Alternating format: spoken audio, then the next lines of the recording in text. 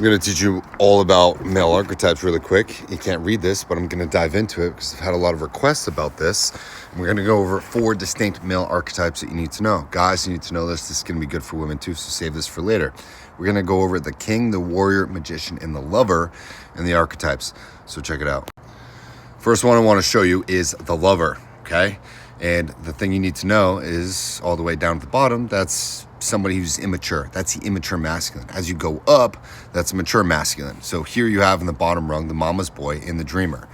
Women, you know what this is. You know when you meet a mama's boy, he's generally immature. His process, if you want to know what that looks like, is he goes into the Oedipal child, which means he loves his mom a little bit too much. He wants to be with his mother, right? He has an Oedipus complex. Eventually, as he grows through that and matures, he goes through the addicted lover and then the impotent lover, which are just weak characteristics of the full male archetype, which is the lover in his fullness. He's able to give his love fully and freely, not being withheld from his mother. He is now broken up with his mother, and he's able to give that to another woman, which means he's emotionally ready, emotionally available.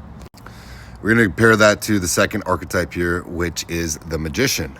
And the more immature version of this is the dummy, the guy that's just a dumb jock, or the know-it-all trickster, someone who's really manipulative. Eventually, if he stays on that path, he moves into the precocious child, right? Somebody who's still kind of like a man, but they're just a man-child.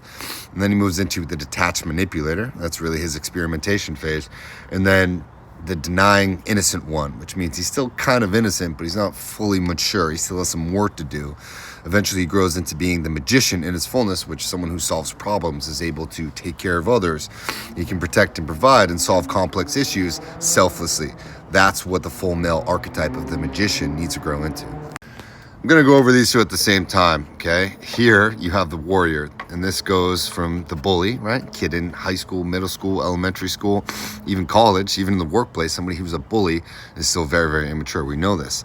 Then also, on the other side of that, we have the coward, somebody who doesn't stick up for other people, somebody who just lets things happen. Eventually, he grows into the hero, where he develops a set of boundaries, a set of morals that he wants to operate from, and hey, that's great. Eventually, he goes into the sadist, where he seeks out a little bit too much punishment and doesn't really work out. Same with the masochist, right? Somebody who's hell-bent on punishment or just going through it because he thinks that he needs to or deserves it somehow. Eventually, he grows into being the warrior in his fullness. He knows when to fight, he knows how to fight, he knows where to fight, and he knows how to choose his battles. Men, once you get there at the top, you become a warrior. You don't need to be there all the time. This is just something that we have to grow into.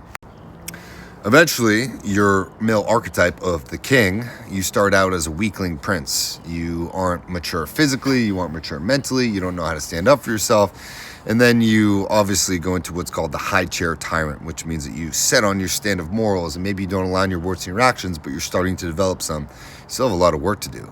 Eventually, you go into the divine child, right? A set of imagination, a set of principles. You want your own kingdom. You can think big, but you don't have it yet in the 3D. This goes into the weakling because you either choose to go after it and become a little bit of a tyrant, or you become too much of a weakling to actually go after it. Either way, you're going to pitter-patter back and forth throughout this process, probably for years, guys. I know I did, until you eventually become a king in his fullness, which means that you're able to provide, protect selflessly for other people, and you have enough for yourself that at this point you're sharing, you're inspiring, you're teaching others, right? You're providing welfare for others and leading others on their own inspirational journey. This all comes from a book called Warrior, Magician, King, Lover, and I think all of you should read it. I just wanted to break this simple diagram down. Feel free to take a screenshot and zoom in onto this. This image was just found on Google, and I think it's going to be really, really helpful for you guys. See you guys very soon. Hopefully this helps. If you want to work with me, I'll teach you this stuff. Clients who want to talk about this in your next one-on-one, I'm here for you. See you soon.